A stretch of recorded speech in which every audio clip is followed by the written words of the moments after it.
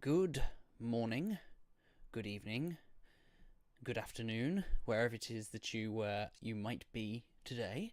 Welcome to this latest episode of Arcana Unearthed, where we're going to be going through the Wizard class today. I'm not sure if it is actually officially the latest addition to the Wizard class now, as we're moving into playtest material 6 at the moment. But we today are covering the last class that we're yet to cover from playtest packet number 5 from Wizards of the Coast's Arcana Unearthed. No, that's our show. Unearthed Arcana, should I say. For Dungeons and Dragons, for the new Player's Handbook coming out next year. So, today, we're going to be going through a few interesting aspects of the Wizards class. I'll go through, as I have done so far across all of the classes, comparing the old with the new. But just some design note updates, just as a kind of headline for what we're going to be covering.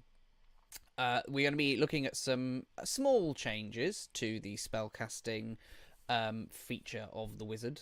And then also the Wizard's Spellbook class feature, which is a somewhat new first level feature, and we'll get into the details of that. And then we have some new class features: the Academic, Memorize Spell, Modify Spell, Create Spell, all being these new class features that are coming in, ranging from 2nd all the way up to 9th level. And then we also have some changes to Arcane Recovery and some redistribution, shall we say, of some of the other features, such as spell mastery and signature spells. But before we get into all of that, I thought it is an opportune moment to highlight our Adventurers Guild, wherein we offer, or rather me specifically, offers to run Dungeons and Dragons for you. We currently have 2 games up and running. One coming next week, Lost Mine of Phandelver, and Tyranny of Dragons currently running on Mondays and Wednesdays respectively. That's Monday evening for Lost Mine of Phandelver and Wednesday morning for Tyranny of Dragons UK time. And we're also launching Dragons of Stormwreck Isle next Wednesday in the evening. So if you wanted to have a look at those games, bardicquest.com/play will give you a rundown of all of those and links on where to book in to play at our proverbial virtual table. So yeah, just wanted to highlight that to you. bardicquest.com/play if you want to join a table for Dungeons and Dragons. So let's get into the Wizard class today, then, shall we? So first of all, let's do the kind of basic stuff. So the Wizard obviously falls into the class group of the Mage. If you've not been following along to the latest Arcana Unearthed... No, I keep doing that now. See, this was a mistake. Branding this show Arcana Unearthed when talking about the Unearthed Arcana, I thought was a really smart move. But actually, it's just annoying me now because I keep getting the names wrong. No. So, Unearthed Arcana, I suppose, if you've been following along with either or, is probably valid. But Wizards of the Coast have now been putting the classes into what they're calling class groups, which are the Mage, the Expert, the Warrior, and the Priest class groups, as a way of, grouping the classes together to almost give them some sort of function, kind of connection. Much in the way in like 4th edition they had things like controllers. I can't even remember what some of the others were. God, 4th edition feels like a very long time. Well, it was a long time ago now. But yeah, so they had various different... they had support classes, tanks, very much kind of World of Warcraft style. Which I actually kind of quite liked.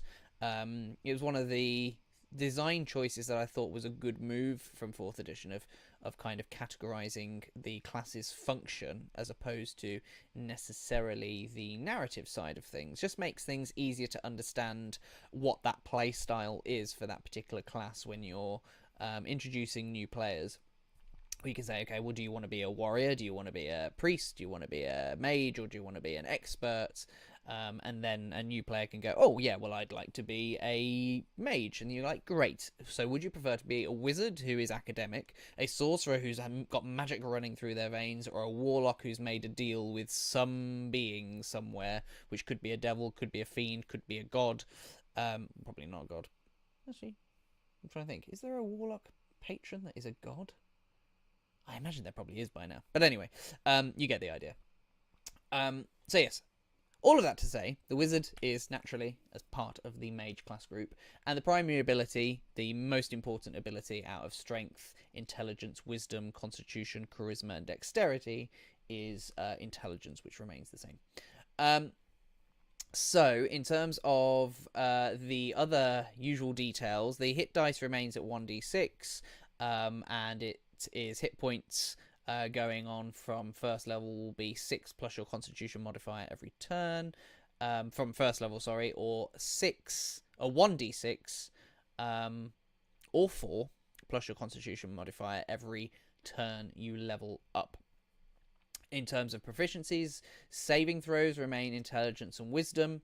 The skills that you get to choose, I think, probably remain the same. Let's see. Arcana, History, Insight, Investigation, Medicine, Religion. Arcana, History, Insight, Investigation, Medicine, and Religion. Yes, they are the same. Weapons are limited to simple weapons, which actually opens things up a little bit more for the wizard. In the 2014 Player's Handbook, the weapon proficiencies were simply daggers, darts, slings, quarterstaffs, and light crossbows. Obviously, with opening up to simple weapons, we're really expanding the options. Again, they're not going to be super powerful weapons, but the fact that the wizard now has access to more things is certainly, from a player's perspective, not bad. I don't know how I feel, though, if I'm honest with you, about opening so much up to the wizard, because probably more so than any other class, it feels as though the wizard is supposed to not be particularly good at using any of these other weapons. And yes, it's only limited to the simple ones, but, you know, it's kind of a trope at this point that the wizard is basically limited to the dagger in melee, whereas now, looking at the simple melee weapons, you've got clubs, daggers, great clubs, hand axes, javelins, light hammers, mace, quarterstaff, sickle, spear, light crossbow, dart, short bow, sling. Am I right in thinking that the short sword has been moved to simple weapon? It's very confusing because they keep saying how they've moved the short sword around. But I don't know if it's because they moved it in errata and then moved it back. Because in my player's handbook, the short sword is where they're claiming it's been moved to. So I'm guessing they must have updated it into some errata at some point without me realising, which... short sword... Oh no, okay, short sword is still martial then in that case. But yes, I mean, it does open up a few things. Not much, admittedly. But it does open up a few things, particularly in the ranged weapons. Short bows now are the realm of the wizard. What was it as well? Great club and hand axes are now part of the wizards, and the hammers. These just don't feel, you know, stereotypically wizards to me, but that's fine, I suppose.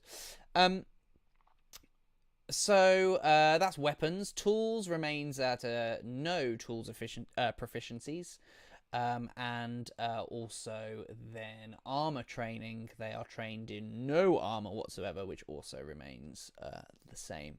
Starting equipment, again, we're seeing this theme wherein Wizards of the Coast are simplifying the starting equipment rather than giving you multiple choice list where you go, you can take this or this and this or this and this or this and this or this.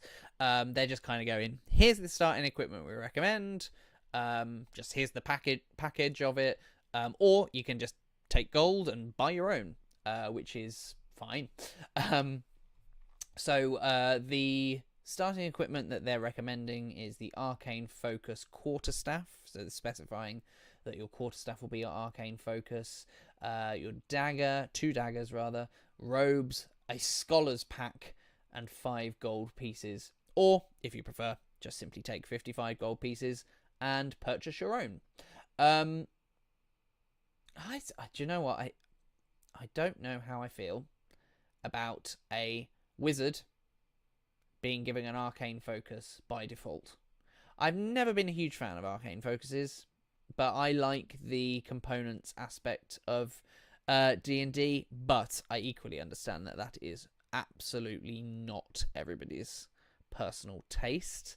I prefer a component pouch than an Arcane Focus, which is a really nitpicky thing to be like hung up on, because essentially they function the same way. But I kind of like a druid having a druidic focus, or a cleric having a spellcasting focus. I don't mind so much. Even like a warlock for that matter. But a wizard for me is like the scientist class. It's the idea of mixing all of these things together and giving a wizard an arcane focus by default rather than a component pouch, whilst functionally they're the same, kind of eradicates some of the flavour for me. However, that being said, this new wizard class does a lot for the flavour of the wizard.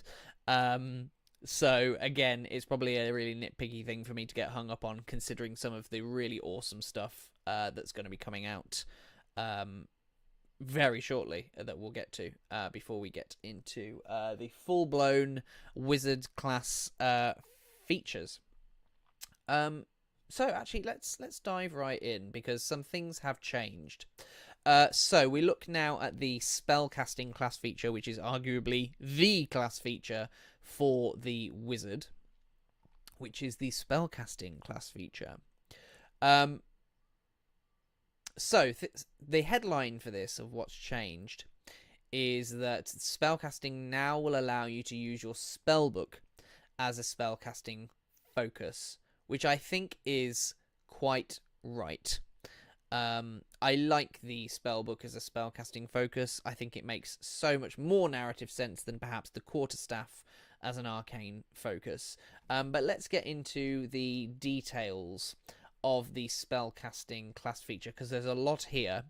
And I just want to compare it to make sure that that's not the only thing that's changed, because sometimes they put the headlines in, but then they change some other things that kind of goes under the radar, either by choice or just because they didn't think it was important to note. So the spellcasting feature reads thusly: as a student of arcane magic, you have learned to cast spells. See the player's handbook for the rules on spellcasting. The information below details how you use those rules as a wizard. So, cantrips. Now, cantrips read thusly before in the 2014, the current player's handbook that you can go out and buy right now. At first level, you know 3 cantrips of your choice from the wizard spell list. You learn additional wizard cantrips of your choice at higher levels, as shown in the cantrips known column of the wizard's table. This is how it reads now. You know 3 cantrips of your choice from the arcane spell list.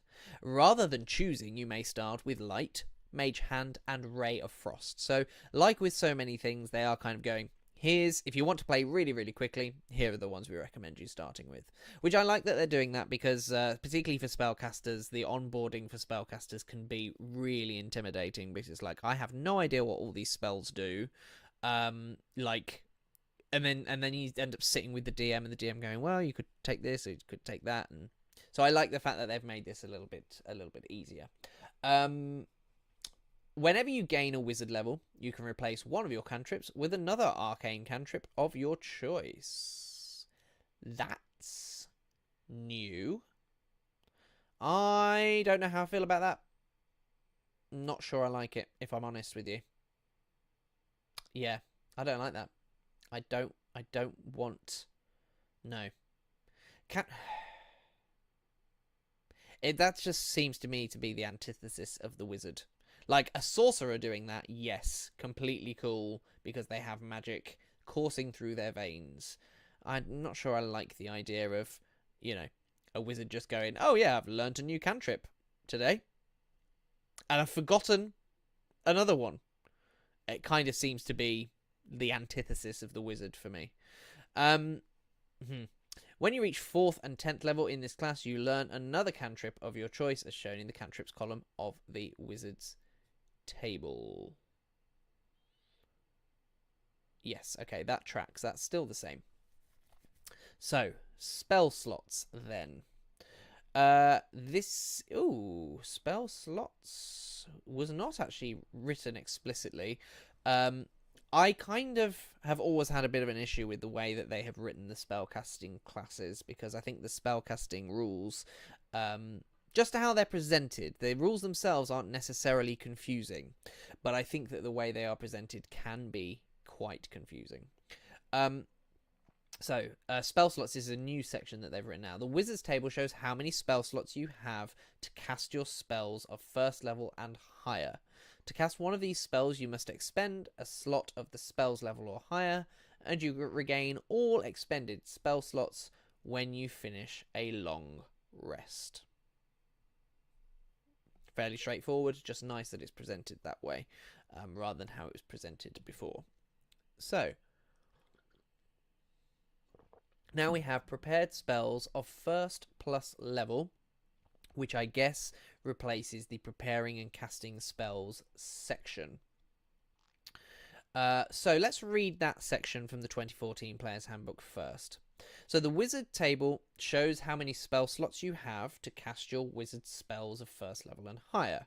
To cast one of these spells, you must expend a spell slot of the spell's level or higher. You regain all expended spell slots when you finish a long rest. So that's the first paragraph was that last section on spell slots. They've just separated it out, which I think is a good call, because it's a confusing thing, the spell slots thing, if you're new to the game. So, you prepare the list of wizard spells that are available for you to cast. To do so, choose a number of wizard spells from your spellbook equal to your intelligence modifier plus your wizard level, a minimum of 1 spell. The spells must be of a level for which you have spell slots. For example, if you're a 3rd level wizard, you have 4 1st level and 2 2nd level spell slots. With an intelligence of 16, your list of prepared spells can include 6 spells of 1st or 2nd level in any combination chosen from your spellbook. If you prepared the 1st level spell Magic Missile, you can cast it using a 1st or 2nd level slot. Casting the spell doesn't remove it from your list of prepared spells. You can change your list of prepared spells when you finish a long rest. Preparing a new list of wizard spells requires time spent studying your spellbook and memorizing the incantations and gestures you must make to cast the spell. At least 1 minute per spell level for each spell on your list. I mean, I love spellcasting. I think spellcasting is very cool. But even now, when I know the game, I find that chunk of text really headache-inducing, because it's just so much jargon all kind of thrown into one thing, which, if you're new to the game, really does give you a headache. As I say, I find it difficult to wade through that, even when I know the game. And I've been playing this game since it first came out, 5th edition, that is, not Dungeons and Dragons. I've been playing Dungeons and Dragons for about 20-ish years. So let's compare that to what they're writing now. You prepare the list of spells of 1st level or higher that are available to you to cast with this feature. To do so, you choose 4 spells from your spellbook.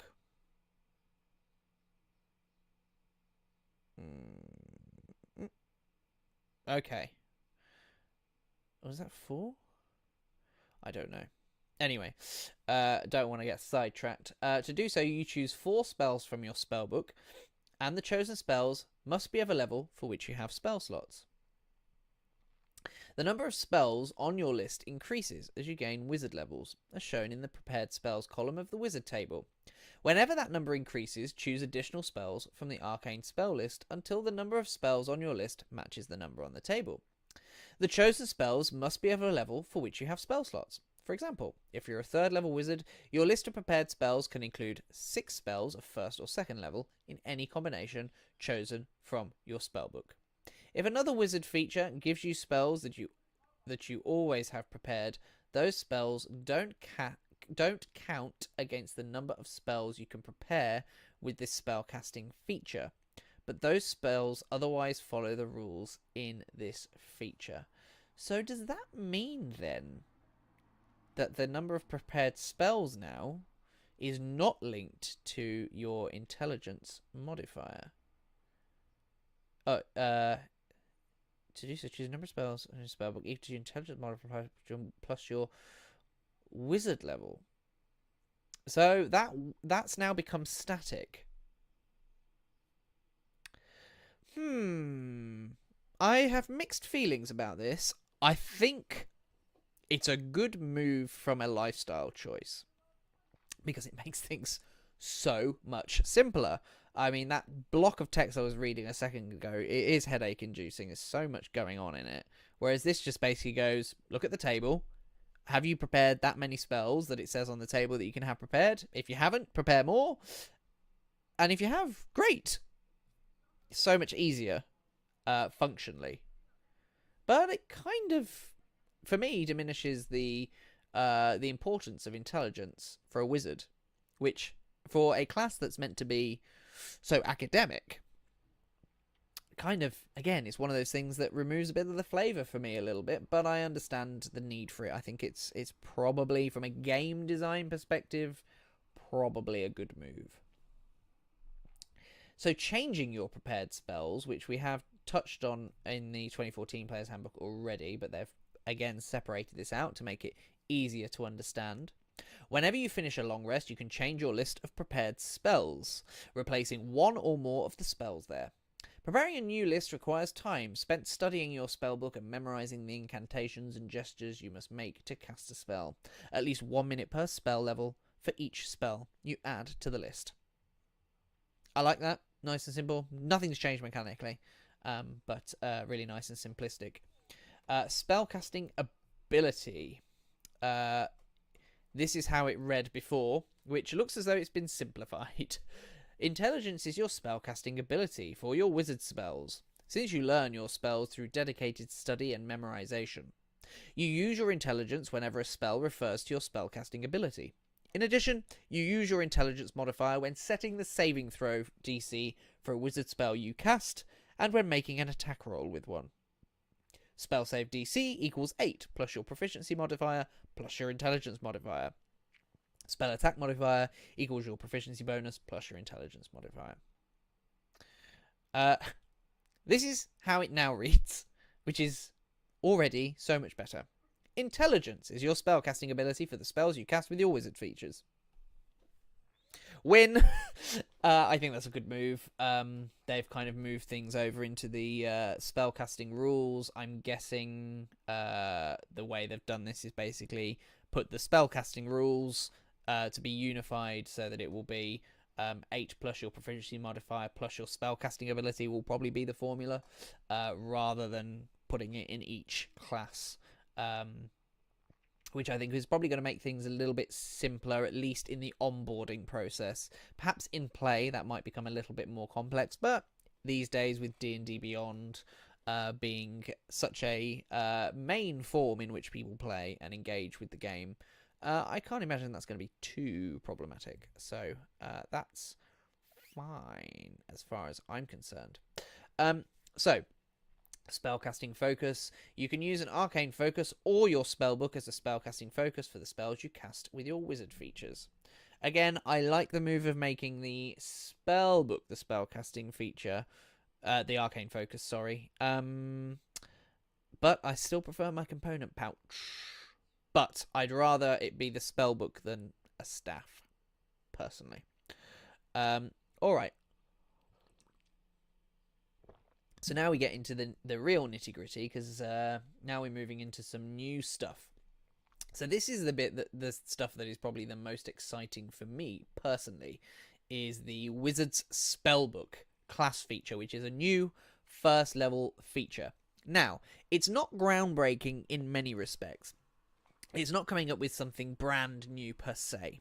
But what I like about this, and you'll see what I mean in a minute, is they have taken all of the spellbook rules that are scattered across various parts of the player's handbook and other things, and they have consolidated it into one singular class feature, which basically lays out how the spellbook works in a much more well presented, easy to digest, and easy to understand way.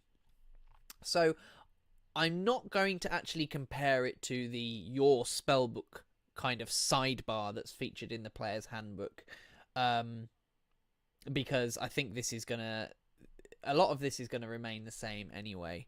But first level new feature in the proposed new wizards class. Your wizardly apprenticeship culminated in the creation of a unique book, your spellbook. It is a tiny object that weighs 3 pounds, and it contains 100 pages each. 100 pages, each of which can hold a spell. This magic book holds the wizardly spells you know, and it is a repository for your arcane findings. Writing a magical cipher using the spell Scribe Spell, which is a new spell, which we covered in the spells episode of Arcana Unearthed. Writing a magical cipher using the spell Scribe Spell, you have ensured that no one else can read the book without magic. The book is vital to your spellcasting feature, as explained there. So this is another thing that I'm liking, which we have talked about with the spells episode, is that what they've now done is they have basically taken the process of wizards manipulating spells, writing spells into spell books, reading spells, and doing all of that kind of academic stuff. They've put it into the spellcasting system itself, because in a way, writing a spell is in itself magical. So they've kind of taken that flavour and put it into the spells system and the spellcasting system, which I do like. It's a much tidier, much cleaner, much better design choice to have the creation of spells and the recording of spells be within the system, rather than this kind of separate system that you only tap into occasionally when it becomes important. And because of that, you then are kind of like having to flick through all the books of trying to work out exactly how it's supposed to work. It makes the dungeon master's life easier, and it makes the player's life easier. So I think it's a good move. And this spellbook class feature leans into all of that. So it continues. Known spells. Your spellbook contains the spells you know of first level and higher. It starts with the following spells: Scribe Spell and 6 other first level spells of your choice from the arcane spell list. Instead of choosing spells, you can have your book contain the following spells: Burning Hands, Detect Magic, Featherfall, Mage Armor, Magic Missile, Scribe Spell, and Sleep. On your adventures, you might find other spells that you can add to your spellbook using Scribe Spell. Whenever you gain a wizard level after first, you add 2 arcane spells of your choice to your spellbook without needing to cast Scribe Spell. Each of these spells must be of a level for which you have spell slots, as shown on the wizard's table. The spells are the culmination of arcane research that you do regularly. Some other wizard features also add spells to your spellbook. So I just kind of want to look at the Scribe Spells spell, if I may, which might take me a little bit of a moment to find, because it's fairly far back in comparison here. Scribe Spell, here we are. So this is a first level transmutation spell. It takes 2 hours per level of the Scribe Spell. Channeling Magic, which actually I think is longer.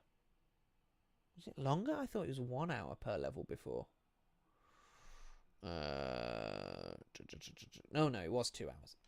And it is going to cost you, in terms of material components, a quilt. You're going to need a quilt, a book, and 50 gold pieces of fine inks per level, which means that you can't use your arcane focus for this. You are still going to have to spend the 50 gold pieces, but what it does do in the spell description is it kind of explains what the 50 gold pieces is for. It's like special ink.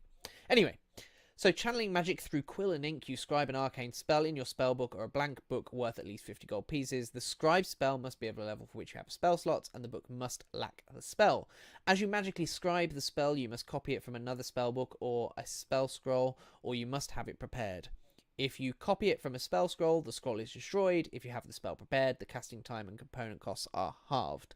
When the scribing is complete, the spell becomes one of your known spells in your book, appearing on its own page if the book was out of pages. The spell appears in a cipher that is understandable only to you or someone casting Identify or Scribe spell, and if the book was blank before the scribing, that book is now your spellbook. It's all fairly self-explanatory, but again, what they're doing is they're kind of doubling up and really making this really nice and easy to understand, as best as they can make it, at least. Again, all of this stuff, which I think is some really good moves from Wizards of the Coast to just give us these lifestyle improvements and make things really nice and simple. Ritual Caster. This is a continuation of the Wizard Spellbook feature, which is important, so I'm going to give it the time that it needs. You can cast any spell as a ritual, if that spell has the ritual tag and the spell is in your spellbook. You needn't have the spell prepared, but you must read from the book to cast a spell in this way. Now, they haven't mentioned about ritual casting not costing a spell slot in here. I'm assuming, and we'll get to the rules glossary next episode, but I'm assuming that the ritual casting hasn't changed in that respect. But they have said that you do need to have your book with you, even if you don't have the spell prepared. Creating another spellbook. You can have more than one spellbook. You can create another one, perhaps as a backup or a replacement, by casting Scribe spell on a blank book. Doing so adds a spell as normal and simple thing, just carried over and moved over to the spellbook class feature, just to make it easy and simple to understand and find. The book's appearance. Your spellbook is a unique compilation of spells with its own decorative flourishes and margin notes. It might be a plain, functional, leather volume that you received as a gift from your master. A finely bound, gilt-edged tome you found in an ancient library, or even a loose collection of notes scrounged together after you lost your previous spellbook in a mishap.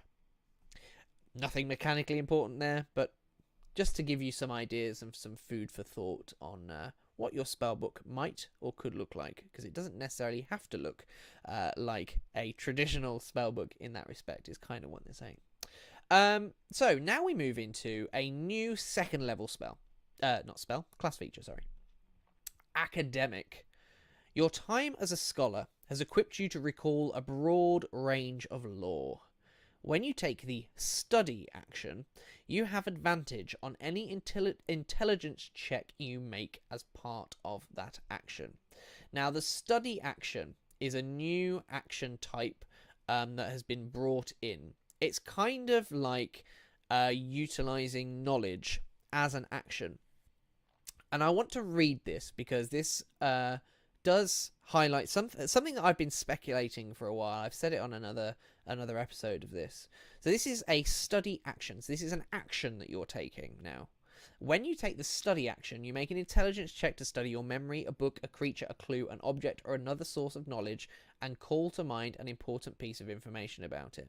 The areas of knowledge table suggest which skills are applicable when you take this action. Depending on the area of knowledge the intelligence check is about. And then it gives you a table for what those things are. But basically, it's a knowledge check. Now, it's interesting on two fronts, because one, they've now made this an action, which I suppose in some ways they've codified this, because quite often in the current rules I'll be like, well, knowledge isn't necessarily going to be something that's going to take you 6 seconds to recall. Like, knowledge is instantaneous as far as I'm concerned. So a knowledge check I would give as a free action in the current rules, but they're codifying this and really laying out and saying, no, this is an action. But that does make me wonder, and again, I have speculated this a few times, I wonder how much they are actually leaning into the exploration pillar, which I'm very excited for the Dungeon Master's Guide Unearthed Arcana that they're going to be releasing, because I have a feeling that the exploration pillar is going to become a little bit more structured. For a number of reasons. I think one of the biggest criticisms of 5th edition is that the exploration pillar has just kind of been kind of left to be really loosey-goosey, and there's no real gameplay loop to it.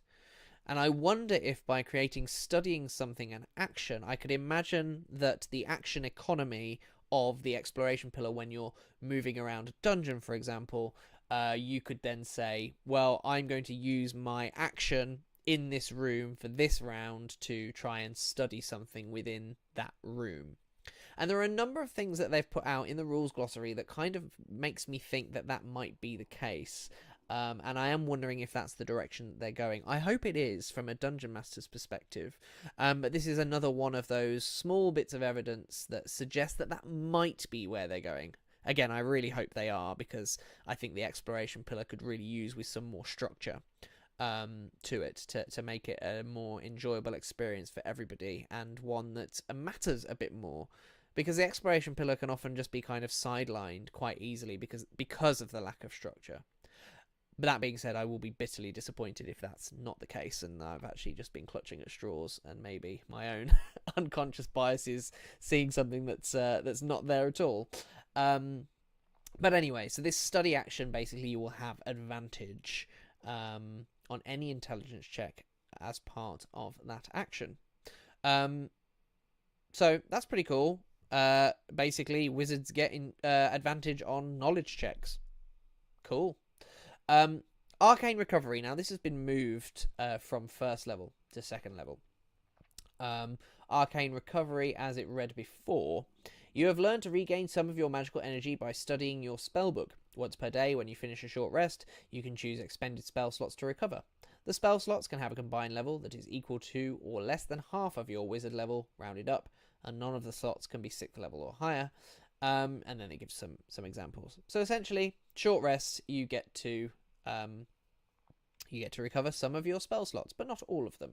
So let's see how this reads now in the proposed playtest packet. You have learned to regain some of your magical energy by studying your spellbook. When you finish a short rest, you can choose expended spell slots to recover. The spell slots can have a combined level that is equal to or less than half your wizard level, rounded up, and none of the slots can be 6th level or higher. For example, if you're a 4th level wizard, you can choose up to 2 levels worth of spell slots. You can recover either 2nd level spell or 2 1st level spell slots. Once you use this feature, you can't do so again until you finish a long rest. That's new. So basically this is a once per day thing. I think Wizards of the Coast are trying to nerf the short rest a little bit and make it so that players are not so inclined to be like, can we short rest now? Partly because I think short rests are somewhat problematic, because you as a player are like, I want a short rest, I'm going to do what I can to spend an hour safely. And it kind of feels, from my perspective as a DM maybe, that sometimes interrupting a short rest can be perceived as a, quite frankly, dick move from the Dungeon Master. Even if it's just down to the dice rolls, which normally for me it is. If you're in a dungeon, for example, and you are taking a short rest, chances are there's going to be about 3 dice rolls to see if any wandering monsters interrupt your short rest. And that's all perfectly fair as far as I'm concerned. But I can understand why players would be like, why are you interrupting my rest, bro? So I like the fact that they are kind of nerfing the short rest a little bit. Not because I kind of want to be like, my players are problematic by always taking short rests, but just because I think short rests, again, is one of those things that have kind of been left quite loose within the rules, and players are actively encouraged to short rest as often as possible. So this kind of limits that. So I quite like that nerf to the wizard personally. Mainly not because I want to nerf the wizard, but because short rests perhaps need a little less encouragement. So then we're looking at the wizard subclass. Now, I believe, if memory serves, the wizard used to pick their subclass, yes, their arcane tradition at 2nd level, but they've tried to move towards having those arcane traditions be chosen, or the subclass be chosen at 3rd level, for all classes to unify them. Again, I would highlight that in playtest packet 6, which we will be covering very soon, hopefully starting next week at some point, they have said that they are moving back to having the subclasses be introduced at different points, just because it makes things a little bit easier from a game design perspective, and also sorry, not a game design perspective, a flavor perspective. And a lot of people weren't liking the 3rd level thing, which I think I'm kind of in agreement with. So anyway, wizard subclass. You gain the evoker subclass or another wizard subclass of your choice. We'll get into the evoker subclass shortly.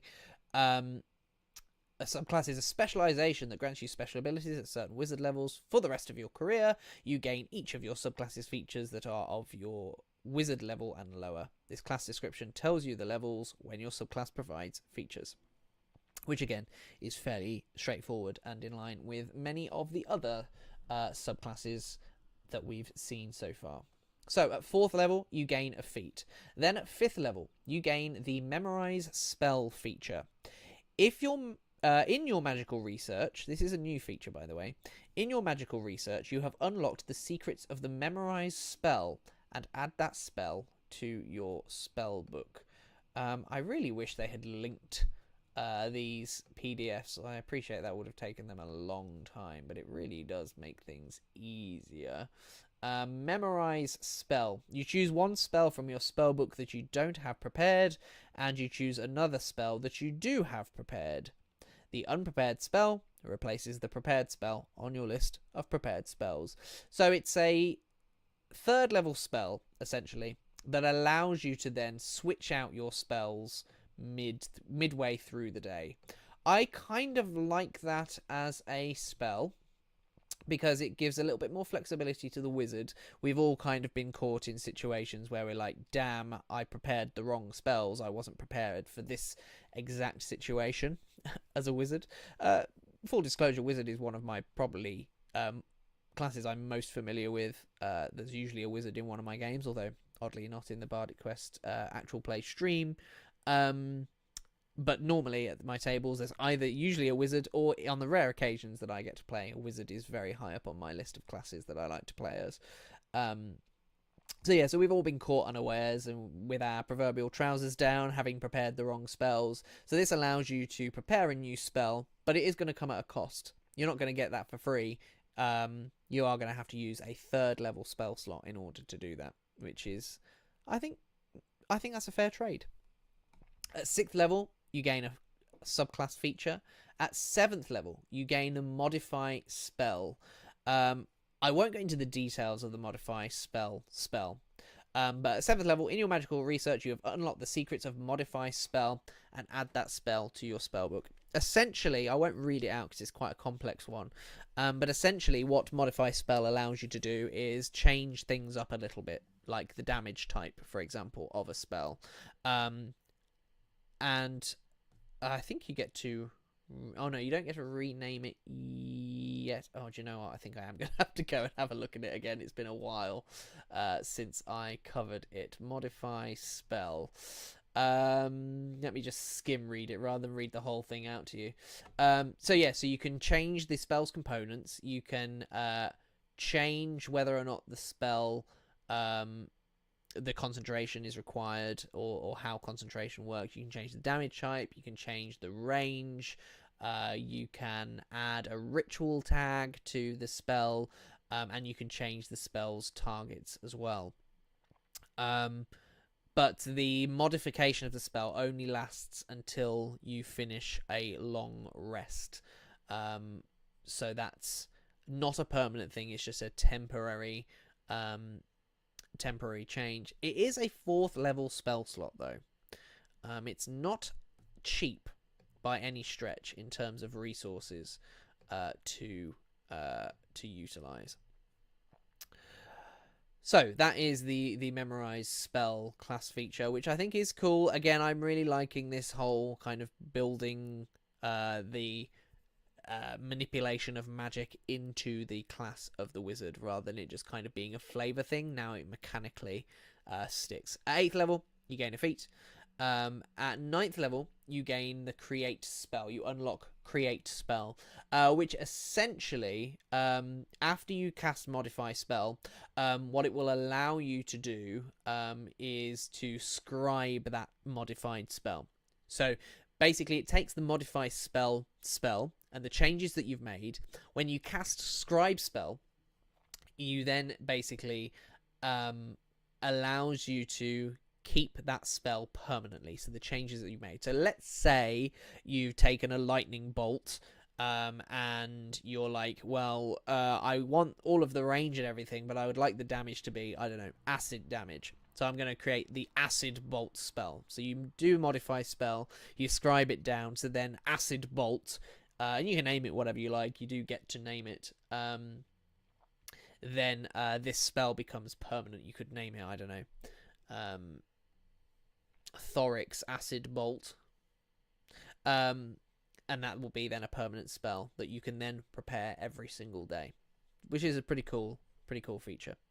At 10th level, you gain a subclass feature. At 12th level, you gain a feat. At 14th level, you gain a subclass feature.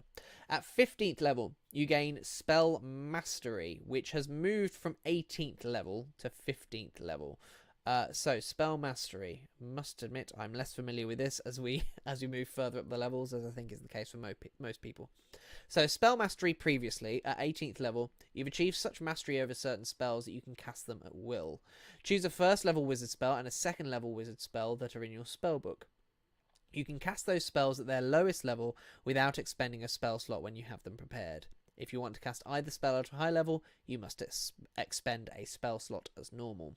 By spending 8 hours in study, you can exchange one or both of the spells you chose for different spells of the same level. So free casting of those spells, essentially. So, as it will read next, or now rather, at 15th level, Spell Mastery. You've achieved such mastery over certain spells that you cast them at will. Choose a first level and a second level spell that are in your spellbook. You can cast those spells at their lowest level without expending a spell slot when you have them prepared. If you want to cast either spell at a higher level, you must expend a spell slot as normal.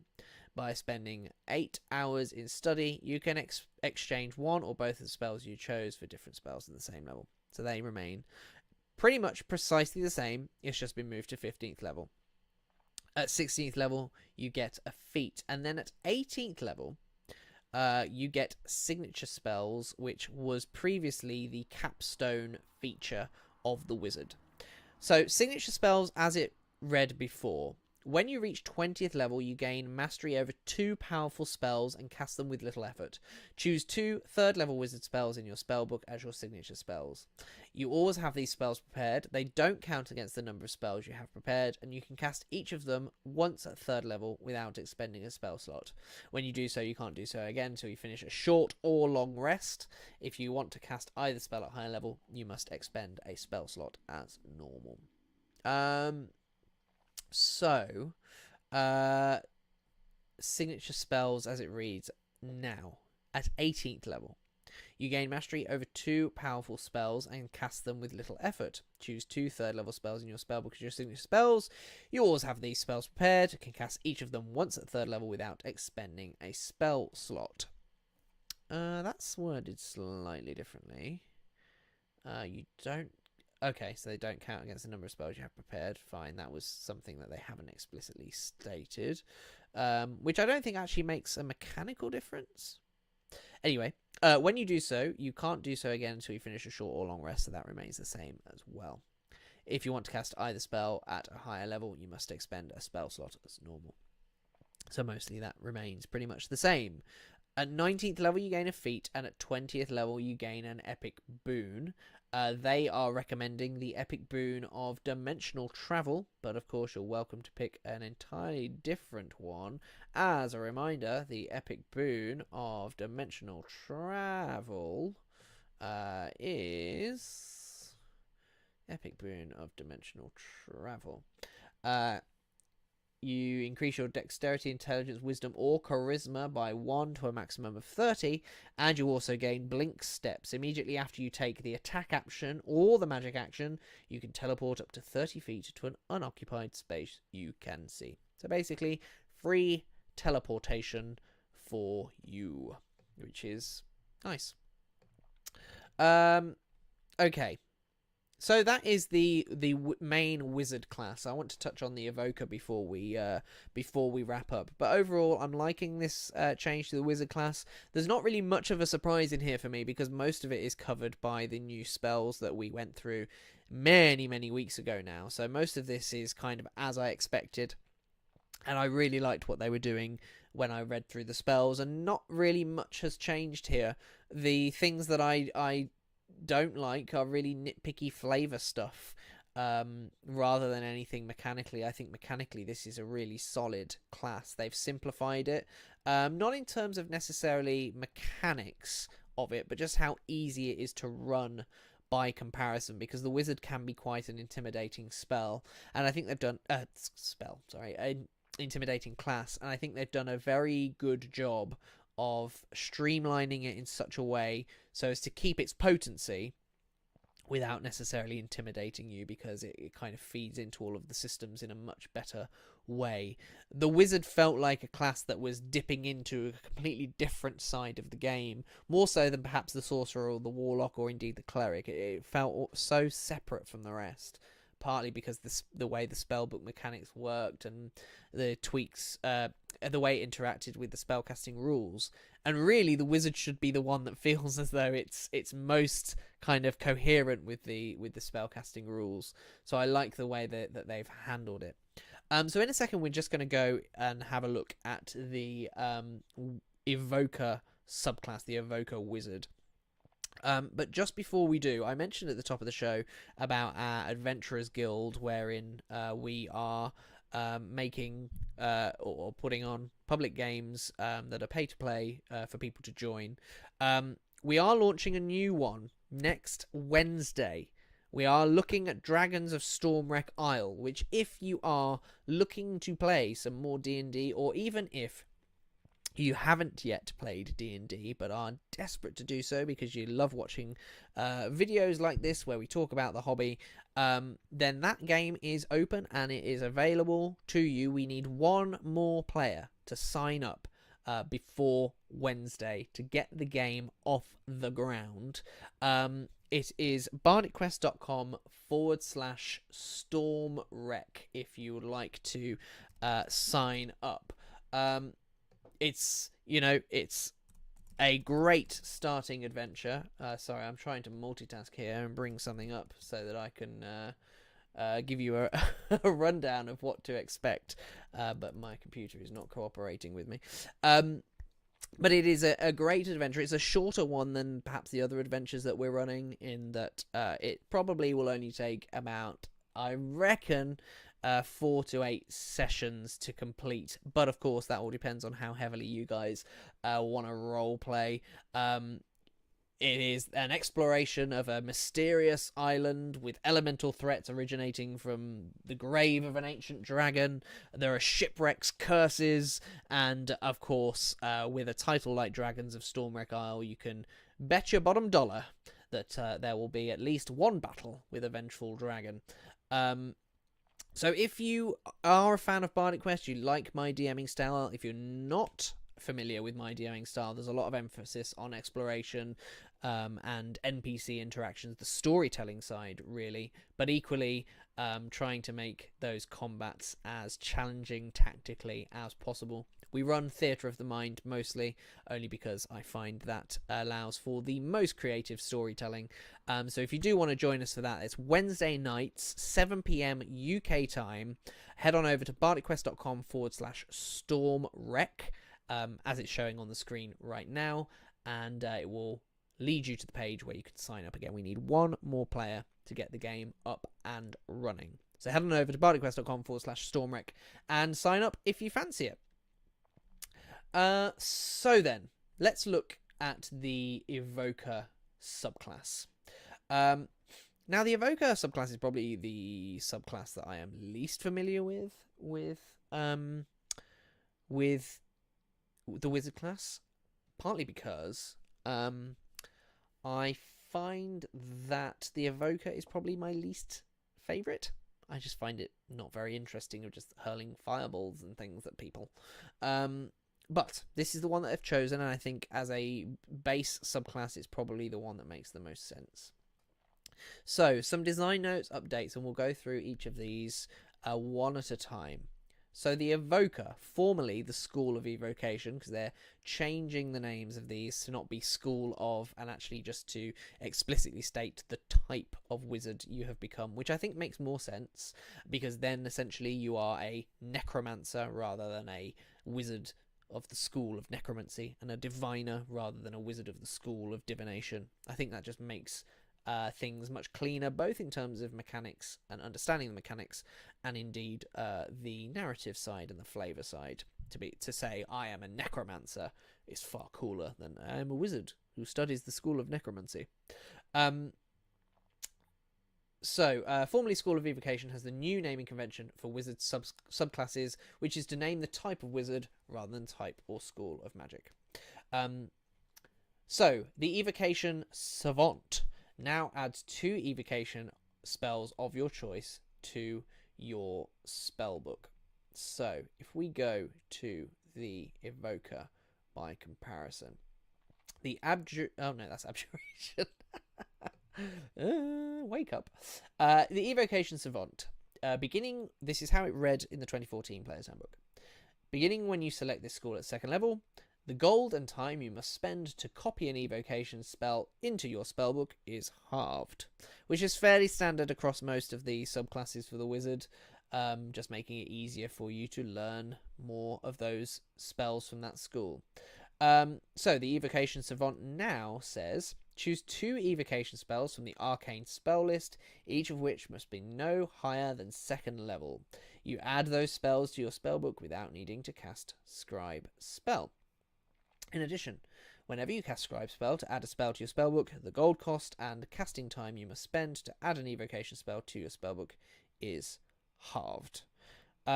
So pretty much as it said, with the design notes, it's just going to allow you to add some evocation spells to your spellbook. I like that. I like that the subclasses are basically just going in and saying, here's some new spells. To kind of lean into that flavour of what you're creating. Particularly now, I think it's important now that the subclass is coming in at 3rd level, if that remains to be the case, which it probably won't be. But with this particular design choice, it does make sense, because at this point you'd be at 2 levels in and you may not have even gone with any evocation spells when you created your character, and then suddenly gone, I need to pick a particular school of wizardry that I now want to focus on. Okay, let's go with this one. So it's good that they're then added in, because then it's going to feed into that narrative of your spellcaster a little bit better than just kind of having to deal with the spells that you've got. Although why you choose an evocation subclass if you don't have any evocation spells, I don't know. But again, if you're new to the game, these things can catch you out quite easily. So then at 3rd level, Sculpt Spells, which there's no design notes for this, so I'm guessing it remains the same. Beginning at 2nd level, this is how it read in the 2014 Player's Handbook. You can create pockets of relative safety within the effects of your evocation spells. When you cast an evocation spell that affects other creatures that you can see, you can choose a number of them equal to 1 plus the spell's level. The chosen creatures automatically succeed on their saving throws against the spell, and they take no damage if they would normally take half damage on a successful save. So again, as it kind of describes in the flavour, you're kind of just creating these pockets of safe space for some, or hopefully all, of your allies. I don't imagine that this is going to have changed, but let me just read it. The only thing that's going to be different, of course, is this is going to come in at 3rd level rather than 2nd level. This is how it reads now. You can create pockets of relative safety within the effects of your evocations. When you cast an evocation spell that affects other creatures that you can see, you can choose a number of them equal to 1 plus the spell's level. The chosen creatures automatically succeed on their saving throws against the spell, and they take no damage if they would normally take half damage on a successful save. So yeah, aside from it moving to 3rd level, that reads exactly the same. So now Potent Cantrip has had a bit of an update as well. Potent Cantrip now also works with cantrip attack rolls, not just saving throws. So just for clarity, this is how it read in the 2014 Player's Handbook. Starting at 6th level, your damaging cantrips affect even creatures that avoid the brunt of the effect. When a creature succeeds on a saving throw against your cantrip, the creature takes half the cantrip's damage, if any, but suffers no additional effect from the cantrip. So, Potent Cantrip, basically, if they save, half damage normally. Now this has changed to include attack rolls as well, apparently. So let's read how this reads now. Your damaging cantrips affect even creatures that avoid the brunt of the effect. When you cast a cantrip at a creature and you miss with the attack roll, or the target succeeds on a saving throw against the cantrip, the target takes half the cantrip's damage, if any, but suffers no additional effect from the cantrip. So, yes, pretty much as it said in the design notes. Now, if you miss with an attack roll, or they succeed, they're going to take half damage now. That actually makes it really quite, no pun intended, quite potent as a class feature, actually. Because now you're going to be guaranteeing to damage with your cantrips. Which I don't think is a bad thing, because there are many, many times... Because, you know, there are many times where a cantrip will get fired off and nothing will happen. So the more we can limit that, I think, the better. Because it really can slow combat down. So I kind of like that there's something there to mitigate that. That's it for the design notes, but we do still have 2 more subclass features. So I'm guessing there's no real significant changes, but let's see. So Empowered Evocation, as it read in the 2014 Player's Handbook, beginning at 10th level, you can add your intelligence modifier to 1 damage roll of any wizard evocation spell you cast. Okay, now it reads thusly. When you cast an evocation spell from the arcane spell list, you can add your intelligence modifier to 1 damage roll of that spell. So they've reworded it, but essentially it seems to work the same way. Yeah, it's just been reworded. Overchannel, 14th level. It came in at 14th level too, so that's not changed either. So as it reads in the 2014 Player's Handbook, starting at 14th level, you can increase the power of your simpler spells. When you cast a wizard spell of 1st through 5th level that deals damage, you can deal maximum damage with that spell. The first time you do so, you suffer no adverse effect. If you use this feature again before you finish a long rest, you take 2d12 necrotic damage for each level of the spell immediately after you cast it. That could be mean. Each time you use this feature again before finishing a long rest, the necrotic damage per spell level increases by 1d12. This damage ignores resistance and immunity. Again, I don't play high level campaigns generally. I think the highest level I've played for 5th edition is 9th level, which is my current home game. So these are class features I'm less familiar with when we get to high levels. I wasn't even aware of this. I really like it as a class feature though. So let's see how it reads in the new playtest material. Again, still 14th level. You can increase the power of your spells. When you cast an arcane or wizard spell of 1st through 5th level that deals damage, you can deal maximum damage with that spell, so that remains the same. The first time you do so, you suffer no adverse effect. If you use this feature again before you finish a long rest, you take 2d12 damage for each level of the spell immediately after you cast it. And each time you use the feature again before finishing a long rest, the necrotic damage per spell level increases by 1d12. This damage ignores resistance and immunity, so it remains the same. But I do really like that as a class feature. Again, not used to playing the high level ones, so I'll be looking forward to tapping into that at some point, perhaps in one of our campaigns. Maybe we do have a wizard in the Tyranny of Dragons campaign, so provided he survives to 14th level, that might be pretty cool to see, the overchanneling. So that's the evocation, or the evoker rather, wizard subclass. Nothing really major in terms of changing. The only real thing is the Evocation Savant giving you evocation spells into your spell book, which I think if they were to keep the wizard subclasses at 3rd level, you'd see that with every subclass choice. You'd get to choose 2 spells from that particular type of spell list, and those would be added to the spellbook. So there's nothing really in terms of the evoker, nothing groundbreaking here aside from the potent cantrip, which just kind of improves the damage output for the wizard in terms of action economy and things like that. Otherwise, fairly simple, so not really much to say about the evoker subclass, but I would say generally I really like what they've done with the wizard class. I think it is just cleaner. It is a bit of a mess in the 2014 Player's Handbook, if I may say. It's not the most well-presented class. It's very confusing. But what they've done here is they've really... I wouldn't even say simplified it. They've just made it easier to understand.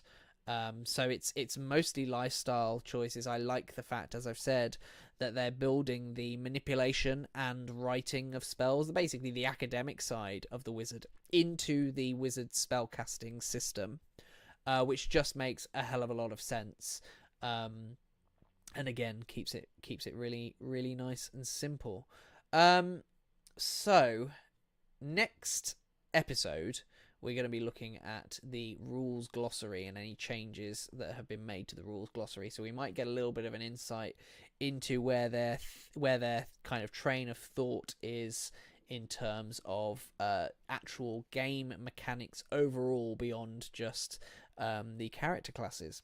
And this will mark the last section of the Player's Handbook playtest packet number 5, before we move on to play packet number 6. So that will be on Monday that we'll be looking at the rules glossary, and then playtest packet number 6 we'll be moving on to hopefully next Friday. Just before we go, I just wanted to give a shout out. We've not talked merch for a while on Bardic Quest, but we do have merch. We do sell merch. bardicquest.com/shop. We've got the logo design for Bardic Quest, and we do have logos for all of the player characters that feature in the actual play campaign.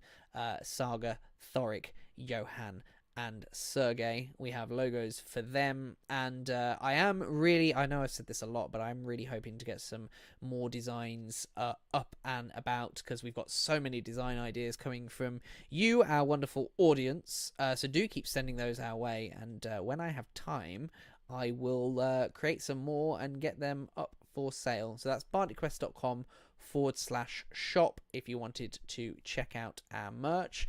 But otherwise, the only other thing you could do if you don't want to buy anything from us, which is perfectly fine, one thing you could really do to help support our show and help grow the show is smash that like button, click the subscribe button and the bell notification, and leave a comment. Let us know what you think about the wizard class as well. Let me know what you think about the way they're handling the manipulation, the scribing, the writing of spells. Let us know in the comments what you think. I'd be happy to have a nice little debate as well, because I really am intrigued as to what everybody thinks about these tweaks and these changes. So that's going to be it from me for today. I hope you all have a glorious weekend, and I will see you on Monday for the rules glossary from playtest packet number 5, and we'll have a look at how things might potentially be changing in terms of general mechanics. Thanks very much, guys, for tuning in, for those that have tuned in live. Thanks also for those of you who are watching on replay through the time-travelling abilities that are the internet. That was a really bad sentence. But thanks very much. That's going to be me for this afternoon. And have a great weekend. And I will hopefully see you all on Monday.